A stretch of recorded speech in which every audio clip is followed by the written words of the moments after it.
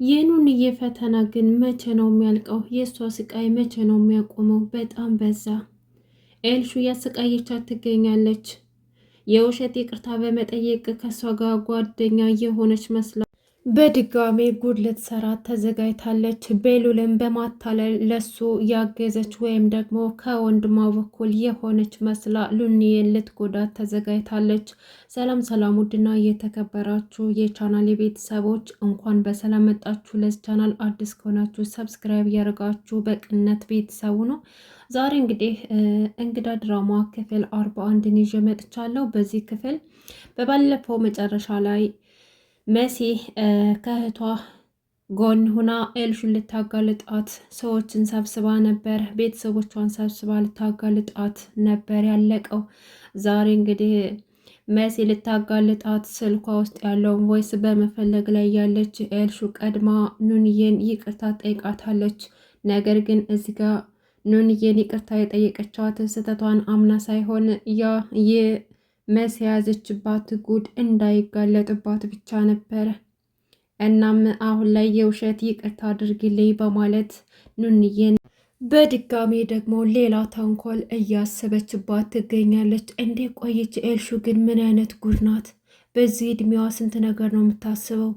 ጭራሽ ደግሞ ወንድሟንም እንድትነካባት አትፈልግም። አዶኒንም እንድትነካባት አትፈልግም። ቢያንስ እንኳን ወንድሟ ጋር እንድትሆን ብትፈቅድላት ምን ችግር አለው?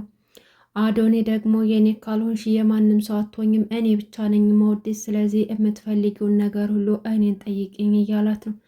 እናም መሲ የሰበሰበቻቸው እነ ወይዘሮ ሄለን እንግዲህ የልጇን ጉድ ልትሰማ ተዘጋጅታ ነበር እና ምን ጉድ ሰርታ ነው ልታዋርደኝ ነው አለች ይቅርታ ስትጠይቅ። ምክንያቱም ኤልሹ ይቅርታ ትጠይቃለች ብላ አላሰበችም ነበረ። ነገር ግን ኤልሹ እንደዚህ ያለችበት ምክንያት መሲ የሆነ ነገር ይዛባት እንደሆነ እርግጠኛ ነበረች። በቃ እናንተ ወረኞች፣ እናንተ በቃ ሰው ታስቸግራላችሁ አይደለ? ስራ ፈቶች፣ በቃ ሁላችሁም ወደ የክፍላችሁ ግቡ ትልና ኤልሹ ነይ ብላ ኤልሹን ይዛ ትሄዳለች። ከዛም በኋላ እዛ ሄዳ ለምን እንደዚህ እንዳደረገች እና መሲ በምን እያስፈራራቻት እንደሆነ ጠየቀቻት። እናም የተናገርሽው ነገር እውነት ነው ወይ ብላ ሄለን ጠየቀቻት። ከዛም በኋላ ኤልሹም እንግዲህ አዎ እማዬ፣ እኔ ከልቤ ነው ይቅርታ የጠየኳት ኑንዬን፣ ግን ወደፊት የማደርገውን ነገር አታቂም፣ ጉድ እሰራታለሁኝ አለቻት። ደግሞ ምን አስበሽ ነው? መግቢያውን አላቅ እያልሽ ነው መውጫውም የጠፋሽ። ስለዚህ ደግሞ ምን ልታደርጊ አስበሽ ነው? አንቺ ልጅ እረፊ ብዬሻለሁ አለቻት። ኑንዬን ከዚህ በኋላ ጓደኛ መስላ ቀርባት ጉድ እንደምትሰራትና እንድታምናት ካደረገች በኋላ በጣም በብዙ ነገር እንደምትጎዳት ነገረቻት። እሱም ደግሞ እቅዷ ምንድን ነው? ቤሉልን ሌላ ሴት ያፈቀረ አስመስላ ኑንዬን እንዲያስቀናትና ኑንዬ ደግሞ ወደ ቤሉል እንድትመጣና በዛውም ደግሞ እንድትናደድ እንድትበሳጭ፣ በቃ የሆነ ስታለቅስ አዝና ስታያት በጣም ደስ ይላታል። እናም ያንን ነገር ነበር ያሰበችው። በምላሹም ደግሞ አዶናይን ትተውላታለች ማለት ነው። ቤሉል ጋር ሄዳ እንግዲህ እህትህ ነኝ እኮ ለምንድን ነው ለእኔ ጊዜ ማሰጠኝ? እንዴትና እንደ ወንድም ለእኔ ጊዜ ልሰጠኝ ይገባል እያለች ልታወራው ፈለገች። ቤሉል ለራሱ በጣም ተጨናንቋል። ኑንዬ ለምንድን ነው የራቀች? ምን አድርጊያት ነው? ምን አጥፍቼ ነው እያለ ነው። እንደ እውነት ከሆነ ግን ኑንዬ የቤሉል ነው መሆን ያለባት። ምክንያቱም ቤሉል በጣም ያፈቅራታል። አዶኒ ደግሞ ቢወዳትም እልህና ደራ ነው እንደሚያደርገው። በጣም በእልህ ስለሚመራ በቃ ሁሉ ነገር የኔ ካልሆነ እያለ ነው። እናም ኤልሹ ሂዳ አንድ ሀሳብ እንደመጣላት ልትነግረው ፈልጋለች። እሱም ደግሞ የሆነች ሴት አፈቀርኩ ብሎ እንደ ካፕል አክት እንዳደርግና በቃ ፍቅር ውስጥ እንዳለ እንደሚወዳት እንዳስመስል ነበረ። ምክንያቱም ኑንዬ ቀንታ በቅናት ወደ አንተ ትመጣለች። እኔ ሴት ነኝ፣ ግን ማንኛውም ሴት ያ የሚወዳት ወንድ ችላ ሲላት አትወድም። በተለይ ደግሞ ሌላ ሴት ሲይዝ በጣም እንበሳጫለን። ስለዚህ እኔ የምልህን ነገር አድርግ። ኑንዬን የምትወዳት ከሆነ እኔ ምለን አንድ በአንድ እሽ ብለህ ማድረግ ይኖርብሃል ብላ ነገረችው። እንግዲህ ቤሉል ባይስማማም ነገር ግን በዛም በዚህም ብላ አሳመነችውና ፈቃደኛ ሆነ።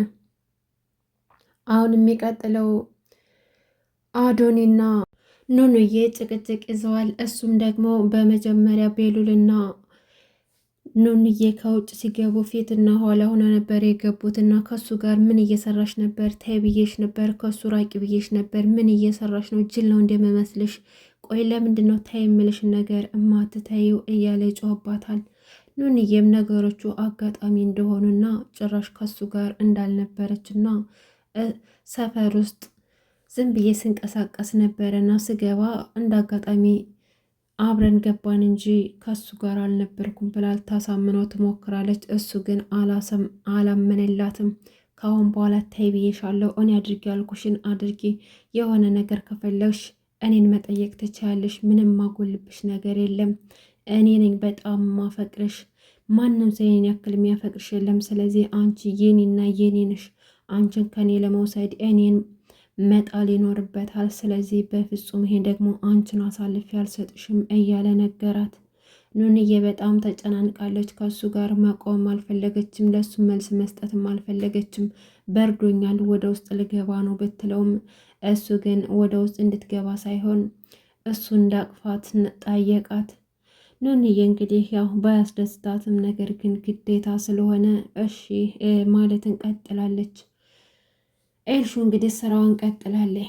ወንድሟ ጋር ሄዳ አቀሳስራ ፈቃደኛ ሆኗል።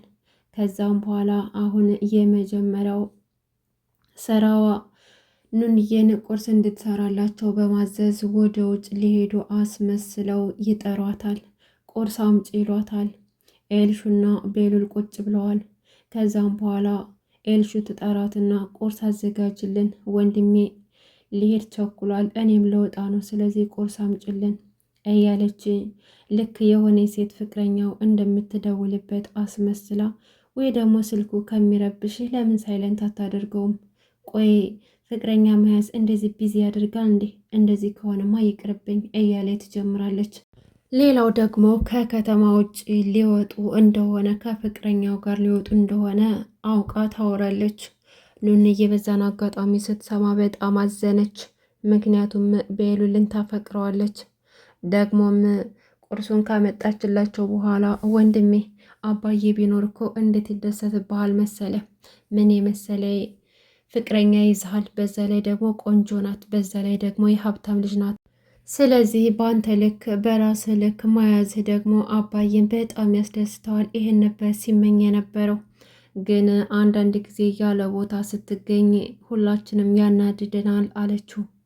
ከዛም በኋላ ቤሉል እንግዲህ እህቱ እያደረገች ያለችው ነገር ደስታ ባይሰጠውም ግን ምንም ማድረግ አልቻለም። ምክንያቱም ከጅምሩም ተስማምቶ ነበረ። እናም ከከተማ ውጭ ሊወጡ እንደሆነ አውቃ ኑንዬ እንድትሰማ ነገረቻት። ከዛም በኋላ ቁርስ በልተው ከጨረሱ በኋላ ቤሉል ወጣ። ከዛም ኑንዬን ጠራቻትና በድጋሚ ስለ ፍቅረኛው ነገረቻት። ቤሉል ከፍቅረኛው ጋር እንድታረቀና ከከተማ ውጭ ሊወጣ እንደሆነና ክፍላቸውን ማጽዳት እንዳለባት ምናልባችም ከፍቅረኛው ጋር መጥተው ሊተኙ ይችላሉ ብላ ነገረቻት። ኑንዬ በጣም አዘነች። ከምኔው እስኪ ፍቅረኛ ይዞ ከከተማ ውጭ ለመውጣት ደረሰ? እንዴት ይሄ ሊሆን ይችላል? ደግሞ እኮ ጋሽ እኮ እኔን ነበር የሚወዱኝ እያለች ጋሽ የገቡትን ቃል ሲያወሩ የሰማችውን እያስታወሰች አዘነች። ኤልሹ ግን ለምንድን ነው በዚህ ርቀት የምትሄደው? ሄለን እንግዲህ አዶን እየተከታተላት እንደሆነ አወቀች። የድምፅ ማስተላለፊያውን ደብቆት ያለውን አገኘችበት። አሀ እያንዳንዱን እንቅስቃሴ በዚህ ስትከታተሉ ነበር ማለት ነው። እስኪ አሁን እንግዲህ ምን እንደማደርግ ታያላችሁ። አሁን በቀጥታ ስልክ እያወራሁ መስዬ ስልክ ደውዬ አወራለሁ አለችና ስልኩን ሳትደውልበት አውቃ የት ናችሁ? መስሪያ ቤት ናችሁ? በቃ እመጣለሁ። አሁን ሙሉ ዝርዝሩን እዛ ስመጣ እናወራበታለን አለችና ትወጣለች። ምክንያቱም ያንን የሚከታተላትን ሰው ለማጥመድ ነው። ማን ተከትሏት እንደሚመጣ የዛ የተደበቀው የድምፅ መቅጃ የተደበቀው ባለቤትነቱ የማን እንደሆነ ለማረጋገጥ እሱን ምርጫ ተጠቅማለች። እናም ምናልባት አዶኒ በሄለን እጅ ሊወድቅ ይችላል በአሁኑ። ሄለን ደግሞ አትለቀው፣ ምክንያቱም ከጀርባዋ ሰዎች አሏት። አዶኒም ደግሞ እኔ ነኝ አለቃ፣ እኔ ነኝ አዛዥ እያጫወተው ይገኛል እዛ ቤት።